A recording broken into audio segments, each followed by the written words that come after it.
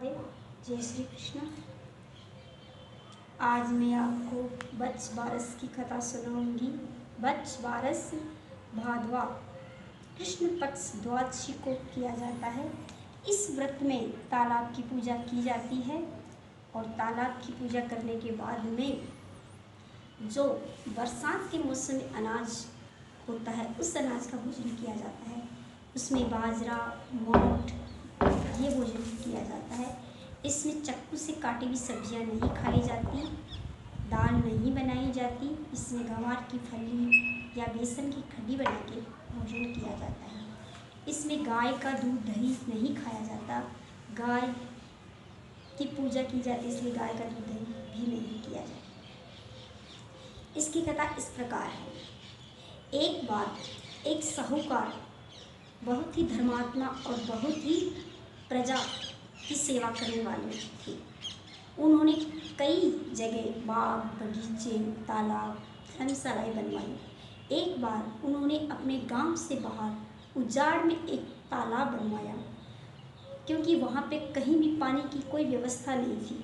उन्होंने सोचा जब सावन भादों में बरसात आएगी तो ये तालाब भर जाएगा और आसपास के जितने भी जीव जंतु, गाय भैंस बकरी है, सब पानी पी लेंगे। इसलिए तालाब बनवाया।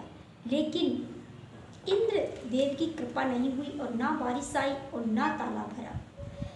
दूसरी साल उन्होंने इंतज़ार किया, शायद दूसरी साल जब बरसात आई तब ये पानी भर जाए। लेकिन दूसरी साल बरसात तो आई, लेकिन बरसात का पानी इधर उधर चला गया और तालाब में पानी की एक बूंद भी नहीं आई। वह दुखी हो गया और सोचने लगा, मैं आज 3 साल से इस तालाब को बनाने में लगा हूँ, परंतु इसमें एक बूंद भी पानी नहीं आई। मैं क्या करूँ? मैं प्रजा को किस मुँह से कहूँ कि मैंने तालाब बनाया है?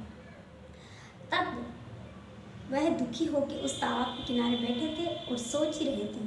तभी एक आकाशवाणी हुई और देव माता बोली कि हे साहूकार, अगर तुम ये चाहते हो कि ये तालाब पानी से भर जाए तो तुम्हारे बेटे के 2 बेटे हैं, उनमें से सबसे बड़े बेटे की अगर तुम बलि दोगे तो ये पानी का तालाब पानी से परिपूर्ण हो जाएगा और समाज में इन कई गांवों में जितने भी जीव जंतु, जितने भी मनुष्य हैं, सब इसका पानी पिएंगे और तृप्त हो जाएंगे। तुम्हें बड़ी पुण्य की प्राप्ति होगी।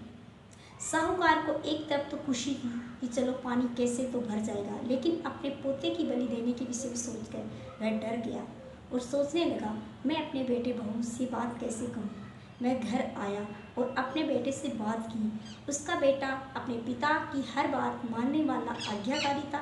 वह कहने लगा, पिताजी, मेरे 2 बेटे हैं, आप अगर मेरे एक बेटे की बलि दे देते हैं तो इसमें कोई दुख नहीं होगा मुझे। अगर मेरे बेटे की बलि देने से तालाब में पानी आ जाता है तो इससे बढ़कर और कोई खुशी नहीं है। साहूकार ने कहा, ठीक है बेटा, तुम तो मान गए, पर बहू को कैसे मनाएंगे? तो साहूकार के बेटे ने कहा, आपकी बहू को पीहर भेज देंगे ताकि, और बच्चराज आपके बड़े पोते को यहाँ रख लेंगे, हंसराज को उसके साथ भेज देंगे ताकि उसे शक भी नहीं होगा। इस प्रकार साहूकार के बेटे ने दूसरे दिन अपनी बहू से कहा कि तुम्हारे मायके से बुलावा आया है, इसलिए तुम जाओ। उस समय साहूकार के बहू का 8वां महीना चल रहा था। वह तीसरी बार गर्भवती थी, इसलिए उसे मायके अपने जाना ही था बच्चे को जन्म देने के लिए। बहू खुशी खुशी अपने मायके चली गई और बड़े बेटे हंसराज को बच्चराज को अपने पति के पास छोड़ गई और हंसराज को स्वयं ले गई। वह जाने के बाद अपने मायके में रहने लगी और 2-4 दिन बाद में शुभ मुहूर्त निकाल के साहूकार ने अपने पोते बच्चराज की बलि तालाब में पानी भरने के लिए दे दी। विधि विधान से तालाब में बच्चराज की बलि देने के बाद में दूसरे ही दिन ही तालाब में पानी भर गया लबालब। पानी को भरा हुआ देखकर साहूकार की प्रसन्नता का ठिकाना नहीं रहा। साहूकार के सारे परिवार ने आके तालाब को देखा। तालाब परिपूर्ण भर गया था। तालाब इतना बड़ा था कि उसमें 10 गांव भी पानी पिए तो भी कमी न आई। ये सोच के गांव वालों ने कहा कि साहूकार, आपने इतना बड़ा तालाब बनवाया और भगवान की कृपा से पानी से भर गया, इस पर आपको कोई हवन यज्ञ अवश्य करवाना चाहिए। ब्राह्मणों को बुलाया गया और हवन यज्ञ की तैयारी की गई। सभी रिश्तेदारों को बुलाया गया। बहू के पीहर वालों को तो बुलाया गया, पर बहू को निमंत्रण नहीं दिया गया।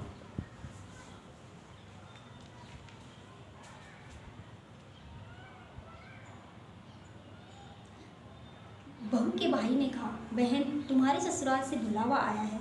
तुम्हारे ससुर जी कोई तालाब बनवाए हैं, उसमें पानी भर गया है, इसलिए उसके लिए पूजन हवन करवा रहे हैं। मुझे बुलाया है, परंतु तुम्हारे लिए बुलावा नहीं आया। बहू ने कहा कि मेरे ससुर जी को इतना काम है, वह कितने गाँवों की पंचायती करते हैं और कितना उनको काम रहता है, मुझे निमंत्रण क्या देते। मैं तो उनकी बहू हूँ, आपको रिश्तेदार है इसलिए आपको निमंत्रण दे दिया। मैं तो उनकी अपनी बहू हूँ, मुझे क्या बुलावा देना था। मैं तो, मेरा घर है, चली जाऊँगी। दोनों भाई बहन गांव अपने ससुराल आने के लिए तैयार हुए। तब तक बहू को तीसरा बेटा भी हो गया था। बहू हंसराज और अपने छोटे बच्चे को गोद में लेकर अपने ससुराल के लिए रवाना हो गई, अपने भाई को साथ लेकर। उधर सास और ससुर, साहूकार और साहूकानी दोनों परेशान थे। अगर बहू आ गई और पूछेगी कि मेरा बेटा बचराज कहाँ चला गया, तो हम क्या जवाब देंगे। हवन की तैयारी चल रही थी, सास ससुर दोनों हवन पर बैठे थे।